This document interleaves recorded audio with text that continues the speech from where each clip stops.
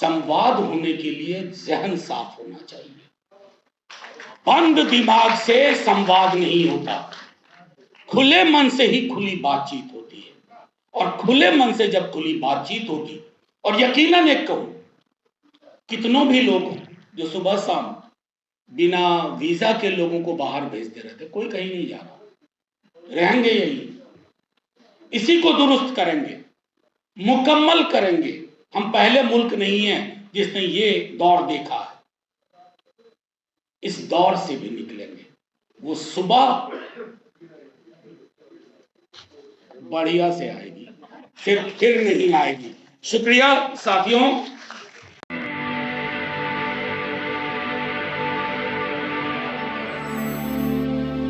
अपना वक्त खुद तय कर लिया है।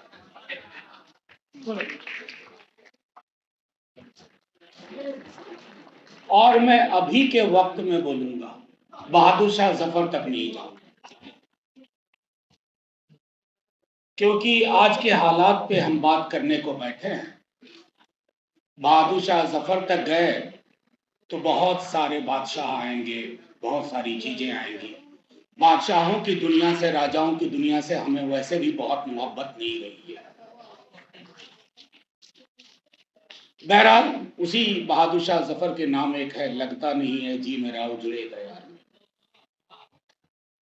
बहरहाल शुक्रिया शाहिद भाई फॉर डूइंग दिस, सबको बुलाने के लिए। मीडिया के हमारे साथी, आपके बगैर तो कोई अफसाना पूरा ही नहीं होता।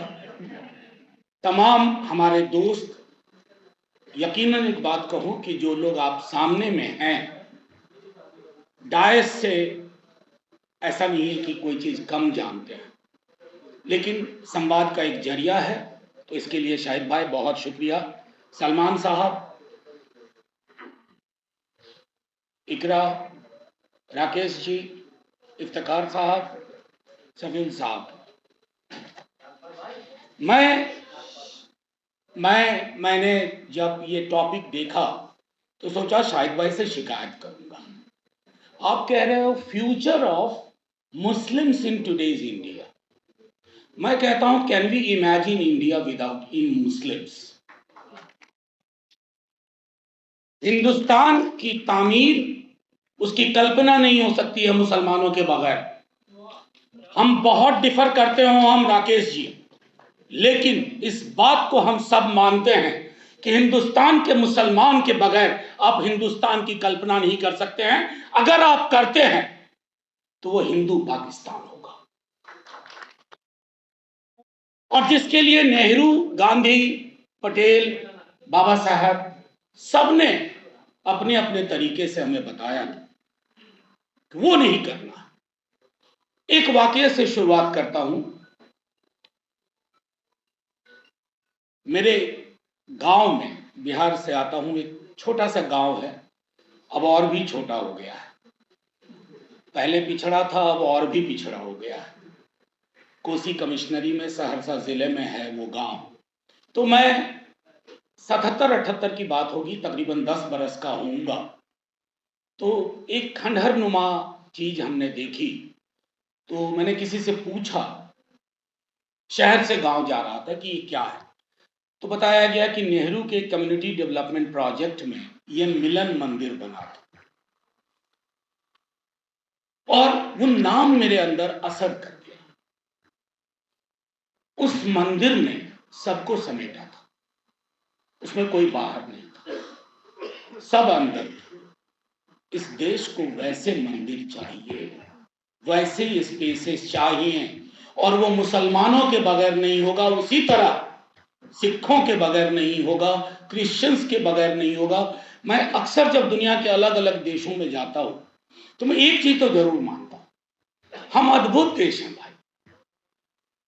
दुनिया की कोई ऐसी चीज नहीं है, कोई ऐसा धर्म नहीं है, कोई ऐसी जुबान नहीं है जो इस देश में ना भूली जाती हो। बल्कि कमाल है, नदियां, हवा, अभी केरल चले जाओ, ये जो हम लोग गरम गरम बैठ के पहने हुए हैं, पता चला कि आपको हवाई जहाज में ही सारे कपड़े खोल देने पड़ेंगे। केरल आ गया, ये विविधता, जिसका जिक्र किया बार बार होता है, ये विविधता हमारी एसेट है, हमारा हेरिटेज। लेकिन दिक्कत क्या हो रही है? दिक्कत ये हो रही है कि मुस्लिम कम्युनिटी को लेकर के जो पूरी की पूरी डिबेट चल रही है, ये पूरा विमर्श चल रहा है। जैसे मैं एक बात कहूं, एक बैठे हुए ख्याल आया शाहिद भाई आपके इनविटेशन के बाद कि बीते 10 बरस में मुसलमानों के को लेकर कितनी किताबें लिखी गई हैं। 28 किताबें मैं गूगल सर्च में ढूंढ पाया, जिसमें से 2 ऑथर मेरे से 3 ऑथर मेरे समक्ष। 28 किताबें। जिस मुद्दे पे बहुत सारी किताबें लिखी जाए ना, वो मुद्दा बहुत अहम है। नेहरू पे देखिए कितनी किताबें लिखी जा रही है। मैं क्यों कह रहा हूं? Nehru is under attack, Nehruvian सोच अटैक पे है। तो ये अलहदा मामला नहीं है कि मुसलमानों की आज की पोजीशन क्या है इस देश में, उसको नेहरूवियन आइडिया से भी आप जोड़ के देखिए कि नेहरूवियन आइडिया की क्या हालत है इस देश में। जो लोग आज, कई लोग नेहरू का नाम लेने से बचने लगे। उस पार्टी के अंदर भी, हालांकि मैं मानता हूं कांग्रेस को तो ओपनली कहना चाहिए कि नेहरू कॉपीराइट नहीं है, कॉपी लेफ्ट। वो अवेलेबल है सबके लिए, हम जैसों के लिए, आपके लिए। तो मेरा सिर्फ एक कहना था कि कुछ चीजें हम तय कर लें। इकोनॉमिक मार्जिनलाइजेशन, सच्चर कमेटी ने बहुत कुछ बता दिया, लेकिन लोग हाथ नहीं लगा रहे हैं सच्चर कमेटी रिपोर्ट को। बल्कि 8-10 बरस पहले जिक्र होता था, डिबेट सेमिनार होते थे, आज नाम लेवा नहीं है कोई Sachar committee. Gopal Singh committee report, और अभी हिलाल लेके आ रहे हैं 5 फरवरी उस रिपोर्ट।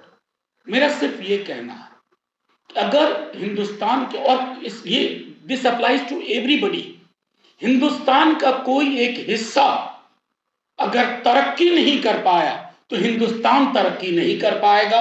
हिंदुस्तान की जो सोच थी वो तरक्की नहीं कर पाएगी। $5 ट्रिलियन इकोनॉमी, हालांकि वो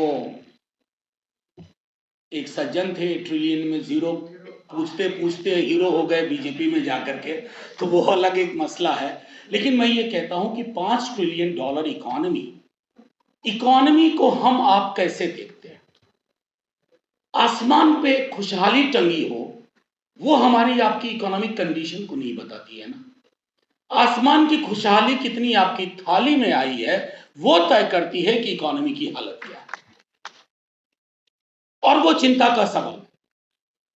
दूसरा, पॉलिटिकल मार्जिनलाइजेशन, और ये शिकायत with in platform, outside the platform मैंने सैकड़ों दफा की, आपकी किताब के विमोचन में भी मैंने कहा।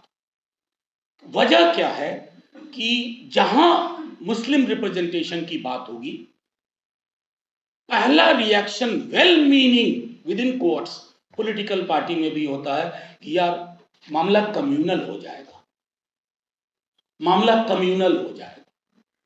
पॉलिटिकल पार्टी का काम सिर्फ चुनाव लड़ना नहीं है, पॉलिटिकल पार्टी का काम काले बादलों को छांटना भी है। दिक्कत क्या है कि political parties ticket distribution machine बन के रह गई है, वेंडिंग मशीन। हम चुनाव के वक्त में ये सारे मसले आपके 24 घंटे सातों दिन के हैं। जब तक 24 घंटे सातों दिन इन काले बादलों से आप नहीं लड़ेंगे, आप रिप्रेजेंटेशन के मसले पे ऑनेस्टली आप कोई पहल कदमी नहीं ले पाएंगे। एक और मैंने 10 मिनट खुद के लिए तय किया था। हाँ, नहीं, मैं आपको बताऊं, लेट 90s अर्ली 2000 में मेरे मन में एक ख्याल आया। मैंने सोचा कि मुस्लिम्स का रिप्रेजेंटेशन फिल्मों में कैसे होता है, उस पे काम करना शुरू किया और काफ़ी कुछ सीखा। ना सिर्फ इंडियन मूवी इंडस्ट्री को, बल्कि मैंने फॉरेन फिल्म्स भी, खास करके अमेरिकन फिल्म्स को देखा। अब बताइए, बड़ा इंटरेस्टिंग डेटा मुझको लगा। 50-60 ईस्वी में जो मुस्लिम्स का रिप्रेजेंटेशन था, आपको हुक्का गुड़गुड़ाते हुए, जैसे कि उसको रोटी सब्जी की चिंता नहीं, हुक्का गुड़गुड़ा रहा है, चौसर खेल रहा है, शतरंज खेल रहा है, एकदम मतलब उसको किसी चीज से मतलब वह आम लग ही नहीं रहा था खास, बिल्कुल। 60 से 70 आइए तो आपको मुस्लिम एक कैरेक्टर मिलेगा जो जनरली अपनी जान अक्सर दे करके किसी को बचा लेगा, जनरली हीरो को बचा लेता है। तो वो जान देने के लिए पैदा हुआ था, जान देकर उसकी कहानी खत्म। 60-50 तक अजान होती थी तो उसके बाद कोई अच्छा सीन आता था कि लोग गले मिल रहे हैं या मेले में दो पिछड़े भाई मिल गए।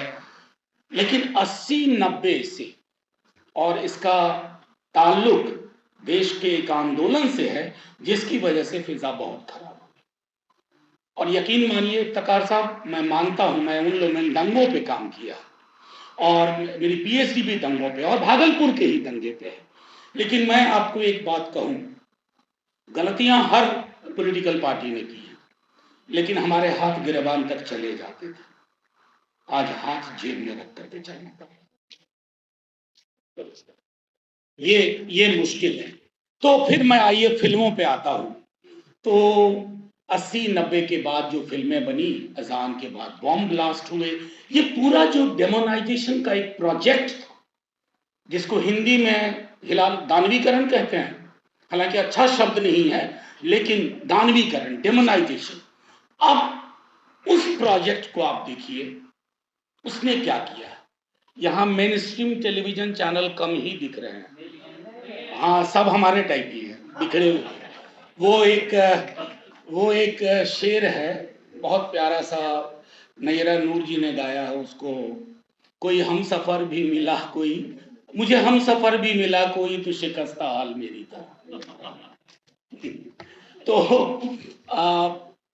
मेन स्ट्रीम मीडिया में जो टेलीविजन चैनल्स हैं, उन्होंने उस डेमोनाइजेशन प्रोजेक्ट को कैसे लिया, और मैं कई दफा कह चुका हूं, सदन में हाल के अपने एक छोटी सी तकरीर में मैंने बात कही थी कि ये जो नफरत का सामान चल रहा है ना, फर्क करो कि एक दिन अचानक जो भी मुसलमानों की आबादी है वो गायब हो गई इस देश से। लेकिन अगर आपके अंदर नफरत का वो कारोबारी बैठा हुआ है, आप नया मुसलमान ढूंढ लोगे, उस मुसलमान को भी गायब कर दो, आप अपने परिवार में मुसलमान ढूंढने लगोगे, क्योंकि आपको नफरत चाहिए। वो आपकी दवा बन गई, वो आपकी दवा बन गई, उसको खत्म करना हो। तभी जाकर के जब हम बात करेंगे future of Muslim Indian Muslims, तो कुछ सही बात होगी, चाहे पॉलिटिकल रिप्रेजेंटेशन की बात हो या इकोनॉमिक मार्जिनलाइजेशन को रोकने की बात हो। और आखिरी चीज जो मैं कहूंगा, तकसीम हुई थी,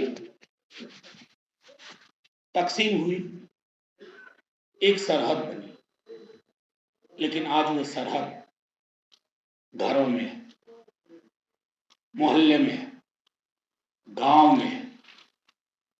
और एक बात जो मैंने कही सदन में, फिर कह रहा हूं, जब मेरा सबसे बड़ा गुनाह ये हो जाए कि मैं मुसलमान हूं। बहुत साल पहले कांग्रेस के दौर में ही राही मसूम रजा ने लिखा था, मेरा नाम मुसलमानों जैसा है। बहुत प्यारी कविता है। और हाल में एक यंग पोएट ने लिखा, मैं मुसलमान हूं, मैं जानता हूं मैं मारा जाऊंगा। ये कविताएं यथार्थ बताती है, हकीकत बयां करती है। चुभेगी, चुभनी चाहिए भी, संवाद होने के लिए जहन साफ होना चाहिए। बंद दिमाग से संवाद नहीं होता, खुले मन से ही खुली बातचीत होती है। और खुले मन से जब खुली बातचीत होगी, और यकीनन एक कहूं, कितनों भी लोग जो सुबह शाम बिना वीजा के लोगों को बाहर भेजते रहते, कोई कहीं नहीं जा रहा, रहेंगे यही, इसी को दुरुस्त करेंगे। मुकम्मल करेंगे। हम पहले मुल्क नहीं है जिसने ये दौर देखा है, इस दौर से भी निकलेंगे। वो सुबह बढ़िया से आएगी, फिर नहीं आएगी। शुक्रिया साथियों। अगर इस पूरी बातचीत में मैंने किसी का दिल दुखाया हो तो माफी। पूरी कोशिश होती है, हम और राकेश भाई एक ही यूनिवर्सिटी से हैं और आज से नहीं, लगातार हम दोनों दो विपरीत ध्रुव पे हैं। ना ये बदलेंगे ना हम बदलेंगे, लेकिन मुल्क के हालात जरूर बदलेंगे। अगर आपको लगता है कि हमारा काम बहुजन समाज के लिए महत्वपूर्ण है, तो आप हमें आर्थिक सहयोग के लिए सीन दिखाए गए QR कोड स्कैन और फोन पे और गूगल पे और UPI और बैंक अकाउंट में कर सकते हैं। फोन पे, गूगल पे 9250529129, UPI 9250529129@YBL। Bank account state bank of India AC 104299462008, IFSC code SBIN 00066563। आपका छोटा से छोटा सहयोग समाज और हमें और मजबूत करेगा, जिससे हमें बहुजन पत्रकारिता में और निष्पक्ष बनाने में मजबूत करेगा। जय भीम, जय भारत।